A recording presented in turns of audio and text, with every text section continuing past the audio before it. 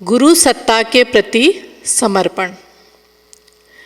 सद्गुरु है तो हम जैसा ही, मनुष्य रूप ही, हाड़ मांस का ही, फिर भी उसने जो जाना है वह हमने नहीं जाना। तो ये हम सभी जानते हैं कि जब जो गुरु आते हैं व्यक्ति के रूप में, तो हम उन्हें व्यक्ति समझते हैं, पर वो व्यक्ति नहीं होते हैं, शक्ति होते हैं। और दिखने में तो वो मनुष्य जैसे ही लगते हैं और हम वही उनको जान पाते हैं, लेकिन उनके हम पूर्ण रूप से उनकी शक्ति को कैसे पहचान पाते हैं? अपनी पूर्ण श्रद्धा और समर्पण के द्वारा। बोल रहे हैं सद्गुरु, उसे यह भी खबर है कि हम कल क्या बनने वाले हैं। यदि जाग गए तो और नहीं जागे तो भी। तो गुरु जो होता है, सद्गुरु जो होते हैं, वो तो भविष्य दृष्टा होते हैं। वो तो भूत भविष्य और वर्तमान सब की निगाह रखते हैं अपने शिष्यों के लिए। यहाँ बोल रहे हैं हमको पता हो ना पता हो, पर सद्गुरु को तो हर चीज़ की खबर है। वह हमें जगाकर, हमारी आँखों में ज्ञान का अंजन लगाकर हमारा भविष्य गढ़ने वाला एक ऐसा ताकतवर देव मानव है जो औरों से ऊंचा उठा हुआ है। उसने परमात्म सत्ता से साक्षात कर हमें उसकी झलक दिखाने की पात्रता भी कर ली है। तो जैसा कि कहा जाता है, अज्ञान तिम्रांधस्य ज्ञानांजन शलाकया चक्षुरुन्मीलितं येन तस्मै श्री गुरुवे नमः। इसका मतलब क्या होता है कि अज्ञान रूपी अंधकार से अंधी हुई आँखों को ज्ञान रूपी प्रकाश से खोलने वाले अपने सद्गुरु को हम प्रणाम करते हैं। परम पूज्य जो गुरुदेव हैं, जो सद्गुरु होते हैं, वो तो हमारे आँखों में बोलते ना ज्ञान का अंजन, काजल लगाकर हमारी अज्ञानता की आँखों को खोलते हैं। तो बोल रहे कि जो गुरु होता है वह ऐसा ताकतवर देव मानव होता है जो औरों से तो ऊंचा उठा हुआ होता ही है, और वो परमात्म सत्ता से भी वो एकाकार कर चुका होता है अपने आप को। इसीलिए गुरु को भगवान की संगत दी गई है। भगवान को किसी ने देखा नहीं है, पर जो गुरु होते हैं, जो सद्गुरु होते हैं, उनके जरिए वो प्रकाश स्तंभ की भांति हमें उस रास्ते पर प्रकाश दिखाते हुए और हमें लक्ष्य की ओर ले जाते हैं। तो बोले उन्होंने वो पात्रता अर्जित कर ली है जिसके द्वारा वो हमें उस परमात्मा सत्ता, उस भगवान का दर्शन करा सकते हैं, यानी उससे एकाकार करा सकते हैं, उनका हमारे जीवन में पदार्पण करा सकते हैं। वस्तुतः वह हमारी समस्त भावी संभावनाओं का द्वार है। बोलते हैं ना, जब सुख होता है, जब खुशी होती है तो सब लोग साथ देते हैं, लेकिन जब दुख आता है, कुछ ऐसी तकलीफ आती है, तो सद्गुरु के सिवा कोई हमारा साथ नहीं देता है। वही हमको पास खड़ा दिखता है, क्योंकि वो हमसे स्वार्थवश नहीं जुड़ा है। वो हर समय हमारे साथ है, चाहे कैसा भी समय हो। जैसे सूर्य दूर है, परमात्मा भी दूर है, किंतु सद्गुरु हमारे पास है, स्थूल हो चाहे सूक्ष्म रूप में। तो बोले एक बार हम बोल सकते हैं सूर्य तो बहुत दूर है, परमात्मा तो बहुत दूर है, पर उनके प्रतिनिधि के रूप में हम देखें कि सूर्य, जैसा कि बोलते हैं कि अगर गुरुदेव सूर्य है तो हम उनकी एक किरण है, उसी तरह परमात्मा को यदि सूर्य माने तो जो सद्गुरु होता है वो उसका प्रतिनिधि होता है, चाहे वो आपको फिजिकल रूप में दिख रहा हो या सूक्ष्म रूप में दिख रहा हो। श्री रामकृष्ण परमहंस के शब्दों में गुरु एक ऐसा झरोका है जिसके माध्यम से हम परमात्मा को देख सकते हैं। कितना सुंदर कहा है। बोल रहे हैं कि हर चीज़ का माध्यम होता है। जैसा कई बार बोलते हैं कि बच्चों के माध्यम से उनके माता पिता को पहचाना जाता है, इसी तरह बोल रहे हैं कि गुरु एक ऐसा झरोका है जिसके माध्यम से हम परमात्मा की झलक पा सकते हैं कि परमात्मा या भगवान जिसको बोला जाता है, यदि वो होगा तो वो ऐसा ही होगा। दूर के आकाश को हम सद्गुरु के माध्यम से देख सकते हैं, क्योंकि झरोका समीपस्थ है।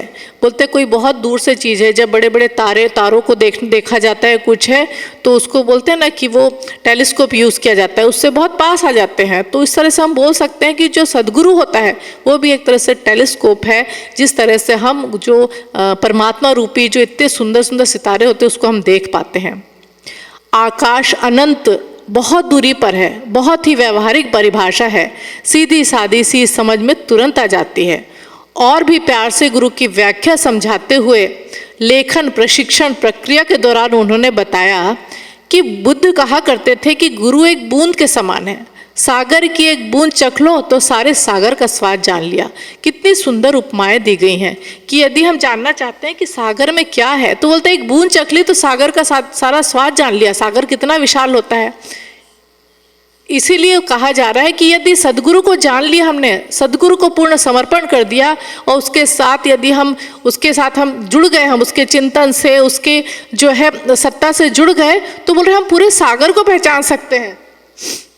अब यहाँ क्या बोल रहे हैं, सद्गुरु परम पूज्य गुरुदेव के शब्दों में क्या गुरुदेव क्या बताते हैं, साधक को समर्पित शिष्य को परमात्मा की ओर ले जाने की प्रक्रिया सिखाता है, स्वयं को स्वयं के बंधनों से मुक्त करके जीवन मुक्त बनाना सिखाता है। कितना सुंदर बता रहे हैं।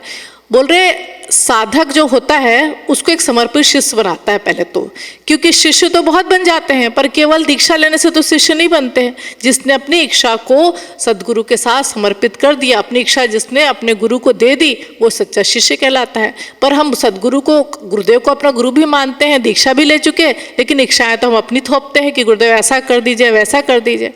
तो यहाँ बता रहे हैं कि साधक को समर्पित शिष्य को परमात्मा वो झरोके को दिखाता है कि कहाँ से हम आपको जो है परमात्मा से हम अपने आप को जोड़ सकते हैं, और खासकर स्वयं को स्वयं के बंधनों से, क्योंकि हमने तो अपने शरीर और जो मैं उसकी परिधि है उसको अपने आप को मान के रखा है कि मैं क्या हूँ। तो बोले अपने आप को मुक्त करना सद्गुरु सिखाता है। असली सवाल सद्गुरु की पहचान करने, तो यहाँ बोल रहे हैं कि असली सवाल सद्गुरु की पहचान करके वह उस पर मर मिटने की कला सीखना है। तो देखिए कैसे बोल रहे हैं कि सद्गुरु पे हम तो छोटी छोटी बातों पे, जो अपने फ्रेंड्स होते हैं, अपने घर वाले होते हैं, जो हमारे लिए कुछ करता है उसके लिए हमको लगता है क्या कर डालें। तो जिसने हमको जीवन जीना सिखाया, जिसने हमको सिखाया कि हमारे जीवन का अर्थ क्या है, हमारा जन्म क्यों हुआ है, और जीवन की सच्ची पहचान कराई, तो उस पर हम मर मिटने को कितना तैयार हैं। यह आत्मचिंतन का विषय है। मिटना अर्थात संपूर्ण समर्पण, झुकना सीखने के लिए अपनी समस्त इच्छाओं को समर्पित कर देना। तो यहाँ बोल रहा है संपूर्ण समर्पण क्या होता है, केवल पूरे टाइम गुरुदेव का नाम जपना या केवल गुरुदेव के बारे में बड़ी बड़ी बात कहने से गुरुदेव को मानना नहीं होता है। बोल रहे उसका अर्थ होता है अपने मैं को हटाना पड़ता है, जहाँ मैं रह ही नहीं जाता, जहाँ अहंकार पूर्ण रूप से झुक जाता है।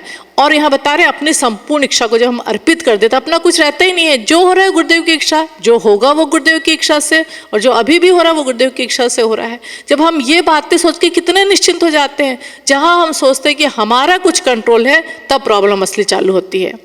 अब दो बातें महत्वपूर्ण है, सद्गुरु की पहचान व संपूर्ण समर्पण, उस पर पूरा भरोसा। तो बोल रहे सबसे पहले तो सद्गुरु की पहचान होनी चाहिए कि सद्गुरु मिले हैं कि नहीं।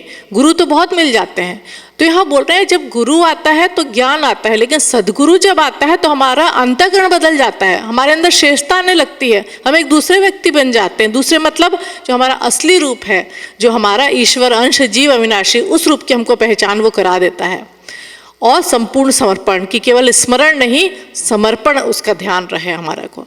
परम पूज्य गुरुदेव के गुरु खोजते खोजते उनके द्वार आ पहुँचे एवं 1926 की वसंत पंचमी की वेला में उन्हें सूक्ष्म शरीर से प्रत्यक्ष दर्शन देकर दीक्षा दे अपना सब कुछ उन्हें दे गए। तो सभी जानते हैं वसंत पंचमी को ही परम पूज्य गुरुदेव ने अपना असली जन्म माना था कि बाकी के जो 15 साल है वो तो वेस्ट गए। जब सद्गुरु हमारे जीवन में आए तब उस दिन से मैंने अपने जीवन के महत्व को समझा कि मेरा जन्म क्यों हुआ है। इसी तरह से 1926 में जब उनके गुरुदेव उनके जो है पूजा स्थल पर आए और उन्होंने उनके 3 जन्मों के दर्शन कराए कि आप पहले जन्म में जो है समर्थ गुरु रामदास थे, कबीर थे, और उसके बाद फिर रामकृष्ण परमहंस व माँ शारदा के रूप में गुरुदेव माता जी का जन्म हुआ है। जब इस तरह से उन्होंने और उनको आगे के कार्य बताए तो बोल रहे तब उसके बाद वो हमारे जीवन में असली रूप से हमारा जीवन सफल हुआ। गुरुदेव बोलते हैं रामकृष्ण परमहंस ने भी नरेंद्र की खोज स्वयं की थी एवं एक ऐसा सहयोग बनाया था जिससे वे अपने प्रिय पात्र को देख सकें, उसे बोध करा सकें। सबके साथ यह सौभाग्य नहीं जुड़ा होता, गुरु केवल शिष्य को मिलते हैं। शिष्य बनने की प्रक्रिया जैसे ही आपने पूरी की वे आपको दिखाई दे गए। तो देखिए बोल रहे हैं कि अगर गुरुदेव के हम चित्र को जानते हैं, गुरुदेव को देखा हो, तो आप ये मत सोचिए कि हाँ गुरुदेव हमको मिल गए। कितना अच्छा यहाँ बताया जा रहा है कि केवल हम फिजिकल बॉडी को या केवल चित्र को या हाँ गुरुदेव को हम जान रहे हैं। यहाँ पे बोल रहे हैं कि जिसने अपने प्रिय पात्र को देख सके। यहाँ पे बोले जिस तरह से रामकृष्ण परमहंस ने नरेंद्र की खोज की और इस तरह से उनको सुयोग्य बनाया जिससे वो उनको देख सकें, यानी गुरुदेव के असली स्वरूप को पहचान सकें। बोल रहे गुरु केवल शिष्य को मिलते हैं। जैसे परम पूज्य गुरुदेव कहते हैं कि मैंने तुम लोगों को खोजा है, तो चलिए बहुत अच्छी बात है, हम अपने आप को बहुत सौभाग्यशाली मान सकते हैं। लेकिन क्या गुरुदेव को हम देख पाए हैं असली तरीके से, वो क्या चाहते हैं, उनका असली स्वरूप क्या है, या केवल हमको उनको चमत्कारी बाबा समझ के या कुछ भी हमको जरूरत है तो उसके लिए केवल उनके सामने घुटने टेकते हैं। बोलते हैं अगर आप सच्चे शिष्य बन गए तो निश्चित रूप से वे आपको दिखाई दे जाएंगे। संभवतः कमी यही रह जाती है, शिष्यत्व तो पक नहीं पाता, इसी कारण गुरु को पहचानने में कठिनाई होती है। कितने अच्छे से यहाँ बता रहे हैं। बोल रहे कि कई बार तो ये होता है कि जो गुरु होते हैं वो स्वयं को इतना गुप्त रखते हैं कि लगातार उनके सानिध्य में कोई यदि कार्य भी करता रहे व्यक्ति या लगातार संपर्क में रहे तो भी नहीं पहचान पाता इतना उनका। और खासकर हमारे गुरुदेव को तो देख के कोई समझ ही नहीं पाता था कि इतना बड़ा महामानव बैठा है। ना उनके कपड़ों से लगता था, ना उनके अलग से हाव भाव जिस तरह से बना दिया जाता है कि बड़ी बड़ी मालाएं पहने या बड़ा बहुत अलग तरह के कपड़े पहने या लाल तिलक लगाए। गुरुदेव तो इतने सरल दिखते थे कि, और उसके अंदर इतना विशाल व्यक्तित्व छुपा है कोई पहचान ही नहीं पाता था। तो बोल रहे कि जो महापुरुष होते हैं असली वो स्वयं को गुप्त रखते हैं। और बोले कई बार हमको कभी कभी झलक मिलती भी है तो उन्हें कई बार हमको सोचते कि क्या ये सचमुच ईश्वर है। वो बोलते जैसे हम ये सोचते हैं कि कई बार गुरुदेव के जो क्रियाकलाप है हमारे ऊपर जो उनकी कृपा होती है तो लगता है गुरुदेव ही क्या ईश्वर है। जैसे ये क्या शब्द आता है उसका मतलब होता है कि हमारे को जो माया है उसने तुरंत घेर लिया। सवाल ही नहीं उठता कि हम ऐसा सोचें। जिस सदगुरु ने हमको क्या से क्या बना दिया, जिसने हमको गुरुदेव ने हमको जीवन का पर्पस बता दिया कि तुम्हारा पर्पस क्या है, कहाँ तुम किस जो है कचरे में पड़े हुए थे, तो बोल रहे कि उसके लिए क्या शब्द तो होने ही नहीं चाहिए। बोले उसी समय हमको जो माया है वो अपने से आच्छादित कर लेती है। और बोले इसीलिए हमको जब एक बार गुरुदेव को मान लिया और जिस तरह से उन्होंने जो जीवन को आज कर दिया तो सवाल ही नहीं उठता शायद ईश्वर भी उसके सामने छोटा होगा और अगर कुछ होता होगा तो यहाँ यही बोल रहे हैं कि बहुत पहचानना मुश्किल होता है। केवल शिष्य बनने से नहीं सोच ले कि हम गुरुदेव के अपने हो गए या जान लिया। सच्चा शिष्यत्व पकना चाहिए और पकने के लिए कितनी प्रक्रियाओं से गुजरना पड़ता है एक फल को या सोने को या हीरे को। तो इसलिए पकने से प्रक्रियाओं से गुजरने से तो घबराना नहीं चाहिए यदि सच्चा शिष्यत्व हमको जागृत करना है। गुरु पूर्णिमा के पावन पर्व पर जब हम कभी अपने श्रद्धा सुमन ऋषि युग्म के चरणों पर अर्पित करेंगे, हम मात्र एक प्रश्न अपने आप से पूछ सकते हैं, कहीं हमारे शिष्यत्व में कोई कमी तो नहीं रह गई? कहीं अभी भी हम उस युगांतरी सत्ता को सामर्थ्य पे संदेह तो नहीं कर रहे हैं? कहीं हमारा समर्पण आधा अधूरा तो नहीं है? तो देखिए हमें अभी ये प्रोसेस को जारी रखना पड़ेगा, क्योंकि ये गुरु पूर्णिमा आती है या कोई भी त्यौहार आता है ये एक दिन का नहीं होता है। एक दिन तो उसको मनाया जाता है कि चलिए आज मना लें उत्सव के रूप में। ये तो साल भर की प्रक्रिया है, अपने आप को बार बार जांचना है, बार बार इसीलिए कोई चीज़ पकाई जाती है, सब्जी पकाई जाती है, कोई अलग से चीज़ तो बार बार देखा जाता है कच्चा तो नहीं रह गया। तो उस कच्चेपन को जांचने की प्रक्रिया जो साल भर चलती है। यहाँ पे बोल रहे हैं कि जब कोई विशेष त्यौहार आता है तो हमको केवल एक बात पूछनी चाहिए, शिष्यत्व में कोई कमी तो नहीं रह गई, या हमें उस सामर्थ्य पे भरोसा तो नहीं है कि वो सामर्थ्य जो है गुरु सत्ता की वो पूर्ण रूप से है कि नहीं, वो क्या ऐसा कर पाएंगे जो उन्होंने क्या है। ये हमारी बेवकूफ़ी है जो हम अगर हम ये सोचते हैं। जिसने पूरी युग निर्माण की योजना बनाई, कई बार लगता है जो अभी समय आया है कि अभी तो सामान्य स्थिति ही ठीक नहीं है, क्या ये हो पाएगा? तो बस यहीं पे कमी रह जाती है, क्योंकि हम एक सामान्य मनुष्य हम उसको पहचान ही नहीं पाए। इसलिए जितना हो सकता है अपने आप को पकाने की क्रिया रखें। और ये कब होता है? बोलते हैं ना आध्यात्म क्षेत्र में श्रद्धा को सबसे ज़्यादा माना गया है, श्रद्धा की शक्ति को। बोले एक ही मंत्र होता है, एक ही साधना की पद्धति होती है, एक ही गुरु होता है, लेकिन हर साधक को अलग अलग उसकी अनुभूतियाँ होते हैं आत्मिक प्रगति में। और इसका क्या कारण है? उस भिन्नता का क्या कारण होता है? श्रद्धा, समर्पण, या जो ईष्ट के प्रति हमारा लगाव है उसमें कितनी मात्रा है, कम ज़्यादा। कई लोग रहते हैं चाहे वो अच्छे हो ना हो पर हमें पसंद, इसलिए हम कुछ भी करने को तैयार हो जाते। क्यों? हमारी उसके प्रति जो श्रद्धा है उस व्यक्ति के प्रति उसकी मात्रा कितनी है। इसलिए कहा जाता है कि जिसकी जैसी श्रद्धा होती है उसके अनुरूप उसका इष्ट होता है, उस अनुसार वो ढल जाता है। और अपने जितने गुरु के प्रति हमारी उनकी महिमा, उनकी गरिमा के श्रवण में, उनके अध्ययन में, उनके चिंतन में, उनके मनन जितना होगा उतनी हमारी श्रद्धा भावना प्रगाढ़ होती चली जाती है। तो यही सब जो अवसर आते हैं ये अपनी श्रद्धा को जांचने के अवसर है। इन प्रश्नों का यदि हम उत्तर खोज लें तो एक शिष्य के नाते हमारी गुरु भक्ति, हमारे दायित्व क्या होने चाहिए, इन्हें समझने में तनिक भी कठिनाई नहीं होगी। तो बोल रहे यदि हम ये समझ लेंगे तो कहीं भी इस चीज़ में कोई कमी नहीं आएगी कि हमारी भाई क्या रिस्पॉन्सिबिलिटी और कहाँ कमी है, क्योंकि कमी पता होगी तो सुधारा जाएगा। स्वयं गुरुदेव ने अपने गुरु के प्रति अपने समर्पण के संदर्भ में लिखा है। अब देखिए परम पूज्य गुरुदेव अपने गुरुदेव के प्रति क्या लिखते हैं। हमने अपना शरीर, मन, मस्तिष्क, धन और अस्तित्व, अहंकार सब कुछ मार्गदर्शक के हाथों बेच दिया। हमारा शरीर ही नहीं अंतरंग भी हम उसने खरीद लिया। तो गुरुदेव बोल रहे हैं अपना तो कुछ रह ही नहीं जाता है जब गुरु को समर्पण करते हैं। अपना शरीर, मन, मस्तिष्क, धन और अस्तित्व, अहंकार, मैं का जो अहंकार होता है ना, जो सबसे ज़्यादा खतरनाक होता है, बोले हमने अपने सदगुरु के हाथों बेच दिया। और हमारा शरीर नहीं अंतरंग, क्योंकि अंतरंग का ही तो मेन प्रॉब्लम है। मन में ही तो सब चीज़ें होती है जो हमें भटकाती है सब चीज़ों से। तो जब शरीर दे दिया, मन दे दिया, धन संपत्ति सब कुछ आपका है, हम तो उसके जो किराएदार है कि थोड़ा बहुत आप लेते रहते हैं आपसे और अपना घर बार चलाने के लिए। असली मालिक तो गुरुदेव है। अपनी कोई इच्छा शेष नहीं रही। भावनाओं का समस्त भार उसी अज्ञात शक्ति के नियंत्रण में सौंप दिया। और जो भावनाएं भी आती हैं, यदि वो भावनाएं गलत जगह लग जाए तो बहुत घाटा हो जाता है। लेकिन यदि सही जगह लग जाए तो यहाँ बोल रहे हैं भावनाओं का नियंत्रण भी हमने उसको सौंप दिया कि गुरुदेव जो भी हमारे अंदर भावनाएं आए केवल आपके समर्पण के लिए रहें, आपका कार्य करने के लिए रहें, आपके प्रति रहें। और ये संसार में है, यदि कोई हम किसी से संपर्क भी रखते हैं तो उसको केवल आपका बना हुआ, आपके लिए कुछ करने के लिए वो व्यक्ति हमारे सामने आया है, और अपनी भावना एकदम शुद्ध रखें। हमारी वसीयत विरासत में गुरुदेव अपने समर्पण की चर्चा करते हुए लिखते हैं, यह घाटे का नहीं असंख्य गुणे लाभ का व्यापार है। हमारी तुच्छता जिनके चरणों में समर्पित हुई है उन्होंने अपनी महानता हमारे ऊपर उड़ेल दी। तो यहाँ पे जब बोलते ना कि बिजनेस करते तो हम बोलते भाई आपने इसमें लगाया क्या पैसा, तो हम लगाए, कोई हमको बिजनेस करना बोलता है तो। और जब बोलते हैं कि उस बिजनेस में तो घाटा भी हो सकता है, पर जो सदगुरु के साथ अपनी साझेदारी कर लेता है तो बोलते हैं ना कि मेरे सदगुरु तेरी नौकरी सबसे बढ़िया है, सबसे खरी, उसमें कभी घाटा नहीं हो सकता। और यही यहाँ परम पूज्य गुरुदेव बता रहे हैं कि हमने जब अपने सदगुरु को समर्पण किया तो एक घाटे का नहीं, उससे कई गुने लाभ का व्यापार है। बोल रहे हमने तो अपनी तुच्छता, हमारा शरीर, मन जो कि किसी काम का नहीं था, वो हमारे उनके चरणों में उड़ेली, लेकिन उनकी महानता उन्होंने हमारे ऊपर उड़ेल दी। कितनी गजब की बात है कि गुरु अपने लिए कुछ रखता ही नहीं है, उसका हर चीज़ उसके शिष्य के लिए है, लेकिन हम तो उड़ेले पहले। समर्पण वस्तुतः किस स्तर का होना चाहिए यह हमें पूज्यवर की लेखनी से दिए गए मार्गदर्शन से समझ सकते हैं। गुरु सत्ता के एवं सभी परिजनों के संबंध आपके नहीं जन्म जन्मांतरों के हैं। यह बात भी यदि हम समझ ले तो सारी भ्रांतियां दूर हो जाए।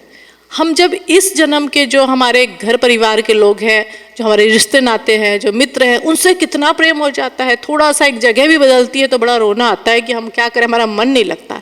लेकिन जिनसे जन्म जन्मांतर के संबंध है परम पूज्य गुरुदेव से, उनके लिए रोना क्यों नहीं आता, उनके लिए क्यों उतनी बेचैनी नहीं होती? क्योंकि हमारा समर्पण अभी पूर्ण रूप से पक्का नहीं है, इसीलिए बार बार जांचना जरूरी है। तो बोले हम सबसे पहले तो याद रखें कि ये तो सब अभी एक जन्म के संबंध है, लेकिन जो जन्म जन्मांतर के तो गुरुदेव माता जी के संबंध है हमारे। इसलिए बोलते हैं कि श्रद्धा का सघन होना बहुत आवश्यक है, क्योंकि जैसी श्रद्धा जितनी जिसके प्रति सघन होती है वो सदगुरु हमारे भीतर से प्रभावित होने लग जाता है। और बोलते इसके लिए कोई शारीरिक प्रयास की जरूरत नहीं है कि कोई बड़ा इसके लिए व्यायाम करने की जरूरत है, बस एक ही चीज़ की आवश्यकता है, श्रद्धा श्रद्धा श्रद्धा। कितनी ज़्यादा श्रद्धा होती है। और कई बार बोलते हैं कि हमको कई बार लगता है हमने तो बहुत श्रद्धा रखी, बहुत अनुष्ठान कर लिए, गुरुदेव के ऊपर बहुत एहसान किया, लेकिन तो भी हमारी इतनी परीक्षाएं क्यों होती है? तो बोल रहे क्योंकि जिस तरह से बोलते हैं ना कि एक कुम्हार रहता है, वो कैसे मटके को ठोकता पीटता ऊपर से सहलाता भी है, तो बोल रहे हमको वो एक्सप्रेस वे में डालना चाहते हैं गुरुदेव, ताकि जल्दी से जल्दी ये कर्म का विधान कटते चले और सूली को सूल बनाते निकल जाते हैं, ताकि वो आगे के कार्य के लिए तैयार कर सके। तो इसलिए जब ये आए तो ये ना सोचे कि ऐसा हमारे साथ ही क्यों हो रहा है, तुरंत ये सोचे कि ये तो और आगे के रास्ते पे बढ़ने के लिए एक शॉर्टकट गुरुदेव ने हमको हमारा दे दिया है कि किसी तरह जल्दी जल्दी छोटी छोटी जो परेशानियाँ आ रही हैं वो कट रही हैं, ताकि हम गुरुदेव के कुछ कार्य कर सकें। क्योंकि कई बार जो सस्ती उथली श्रद्धा होती है ना कि कुछ अच्छा हुआ तो गुरुजी नहीं तो काय के गुरुजी, तो बोले उथली श्रद्धा किसी काम की नहीं होती है। लेकिन श्रद्धा जो परिपक्व हो जाती है और जिस शिष्य ने परीक्षा दी है, प्रतीक्षा की है कि गुरुदेव कोई बात नहीं, हम इंतजार करेंगे, ये तो परीक्षा का समय है, आपकी कृपा होगी, तो बोल रहे तब वो शिष्य जो है वो उसके साथ एकाकार हो जाता है गुरु के साथ, चाहे वो सदगुरु का शरीर हो चाहे ना हो। इसीलिए गुरुदेव ने लिखा है जो अपनी किताबों में कि बेटा ये मत सोचो कि केवल आपने हमारे शरीर चरणों को छुआ है या आपने शांति कुंज आके हमारे शरीर को देखा है। बोले चाहे हम रहें ना रहें, जो अभी जुड़ेंगे या बाद में जुड़ेंगे, और कई लोग तो ऐसे जो बाद में जुड़े हैं लेकिन वो ज़्यादा अपने को नज़दीक महसूस कर पाते हैं, क्योंकि गुरु तो व्यक्ति नहीं होता है, शक्ति होता है। जितनी हम अपनी चेतना के स्तर के ऊपर उठाते हैं उतना गुरु के नज़दीक पहुँचते हैं। तो यही सब चीज़ें हैं। गुरु सत्ता का यह स्वरूप समझ में आ जाने पर फिर मन में कोई असमंजस नहीं रहता, सतत उनका ही काम करते रहने, उनके उद्देश्यों के निमित्त अपना सर्वस्व अर्पित करने का आपा विकसित होता चला जाता है। तो बोल रहे हैं अगर हमारा शिष्यत्व विकसित होगा तो क्या होगा उससे कि हम उनके उद्देश्यों के निमित्त अपना क्या कुछ दे डालें। बोलते ना देकर भी करता है कुछ मन की क्या कर डाले गुरुदेव आपके लिए, वो चीज़ हमारे अंदर बढ़ने लगती है।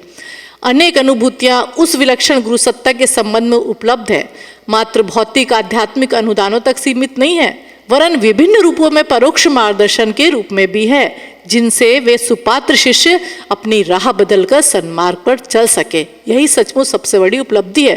तो बोले कितनी अनुभूतियाँ हमारे पास, हमारे विलक्षण जो गुरु सत्ता है उसके संबंध में, केवल भौतिक रूप से उन्होंने नहीं दिया, आध्यात्मिक अनुदान नहीं दिया, बल्कि हर रास्ते पर वो हमारा मार्गदर्शन करते हैं।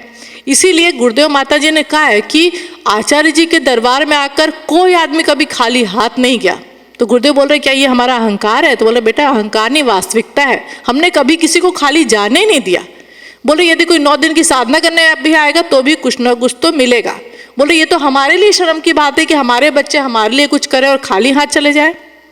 तो यहाँ पे इसीलिए बार बार गुरुदेव कहते हैं कि इतना लंबा जीवन हमारा रहा और इसमें कितने लोगों की हमने भौतिक आध्यात्मिक आत्मिक सहायता की है, और बोले हम ये सामने नहीं बोल रहे हैं, ये हम सब आपके लिए छोड़ देते हैं। इसीलिए जब तक गुरुदेव सशरीर थे उनके चमत्कार या उनके बारे में मना था, क्योंकि गुरुदेव ने लिखा था कि बेटा हमारे बच्चे बैसाखी का सहारा बन जाएंगे, वो अपना पुरुषार्थ करना छोड़ देंगे कि एक सिद्ध पुरुष उनको मिल गया है। कितनी ऊंची बात है ये किसी गुरु के लिए। नहीं तो ज़्यादातर तो चमत्कार देखने मिलते हैं और चमत्कार को नमस्कार, चमत्कार बंद हुए, गुरु के प्रति श्रद्धा भी वैसी हो जाती है।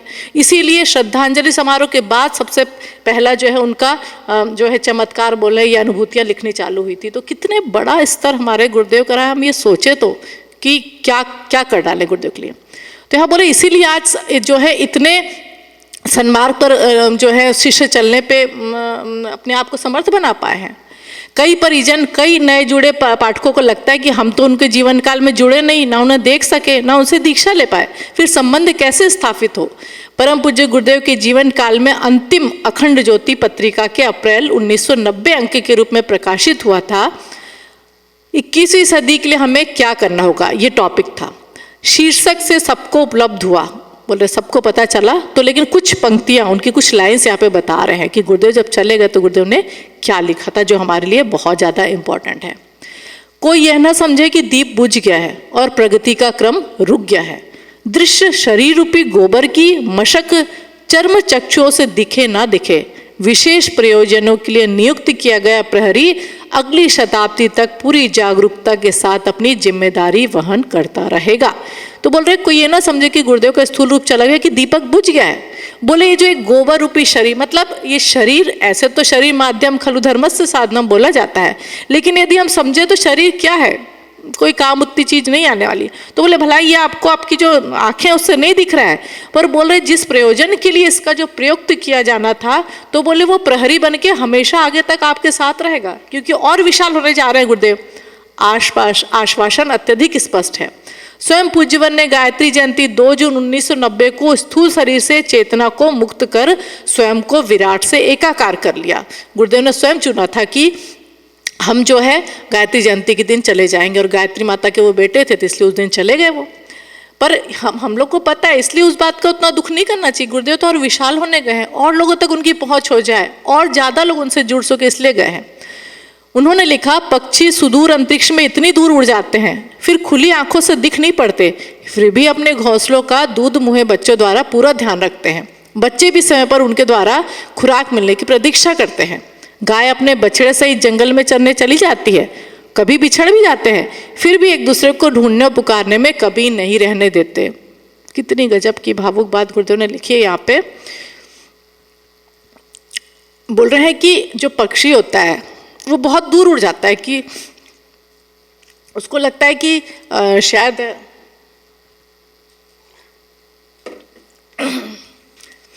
जब वो बच्चों से दूर जाता है तो उसको लगता है कि शायद वो, अरे इतनी दूर चले गए, मेरे माँ बाप नहीं आएंगे। लेकिन थोड़ी देर में देखते हैं कि वो अपनी चोंच में पक्षी कुछ दबा के बच्चों को खाना ला के देता है। या कई बार गाय और बछड़े रहते हैं, वो दूर जाते हैं, जंगल में बिछड़ जाते हैं, लेकिन फिर उस गाय जो है वापस आके बच्चे को अपने थन से लगा लेती है।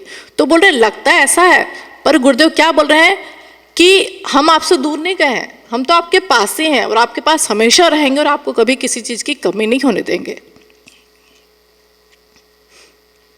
फिर भी एक दूसरे को ढूंढने और पुकारने में कमी नहीं रहने देते। तो यहाँ पे बोल रहे हैं कि जो आपके पास ये पत्रिकाएं पहुँचती हैं, जो ये गुरुदेव का सत्संग है, बोल रहे ये हमारा आदान प्रदान है। तो बोल रहे हमारा तो इस तरह मिलना जुलना चलता रहेगा। इस माध्यम से विचारों का नहीं, प्राण चेतना का, शक्ति का प्रत्यावर्तन भी। तो बोले केवल विचारों का आदान प्रदान नहीं है, हम इन विचारों के द्वारा ही आपको शक्ति भी देते रहेंगे। आपको उपयुक्त पंक्तियों में एक स्पष्ट मार्गदर्शन सभी पा सकते हैं। पूज्यवर की सूक्ष्म प्राण चेतना से संपर्क स्थापित किए रहने का सर्वश्रेष्ठ सशक्त माध्यम गुरुदेव के विचार हैं। इनका स्वाध्याय सभी को निरंतर विलक्षण अनुभूतियां कराता रहता है। कईयों को जीवन की कठिनाइयों से जूझने संबंधी मार्गदर्शन मिलता है, तो कईयों को मनोबल, प्राण चेतना को ऐसा उछाल मिलता है कि कितनी भी प्रतिकूलताएं, कठिनाई हो, अनुकूल वातावरण बनता चला जाता है। और निश्चित रूप से जब भी गुरुदेव की कोई भी हम किताबें देखें, कुछ भी करें, कोई भी हम उठा के खोल के देख ले, चाहे हारियाना हिम्मत हो, अखंड ज्योति हो, कोई पत्रिका हो, हमको तुरंत समाधान मिलता है। क्योंकि गुरुदेव ने क्लियर कहा है कि मैं व्यक्ति नहीं, विचार हूँ, और विचार से हम चलते हैं, और जहाँ विचार मिल जाते हैं वहाँ गुरुदेव हमको मिल जा रहे हैं। और उन विचारों पर को जब हम जीवन में अपनाना चालू करते हैं या उसका मार्गदर्शन लेना चालू करते हैं, तो जीवन में कठिनाई रह कहाँ जाती है। तो यहाँ पे बार बार यही बताया जा रहा है कि गुरु का अर्थ ही होता है कि हम उसके बताए विचारों पे अपनाएं और उसके बताए हुए रास्ते पर चलें।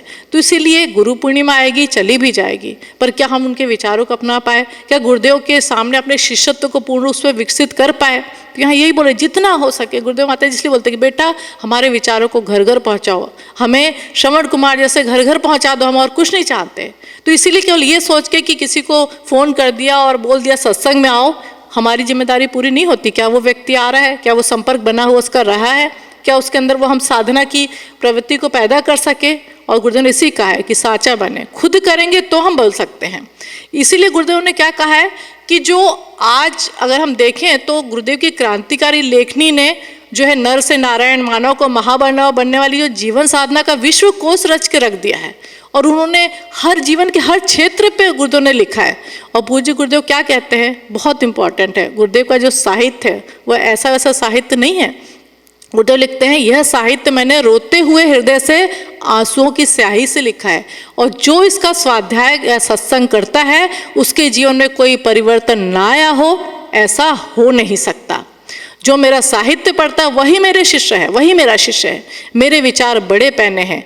दुनिया को बदल देने का जो संकल्प हमने लिया है वह सिद्धियों के बल पर नहीं लिया, अपने क्रांतिकारी विचारों के बल पर लिया है।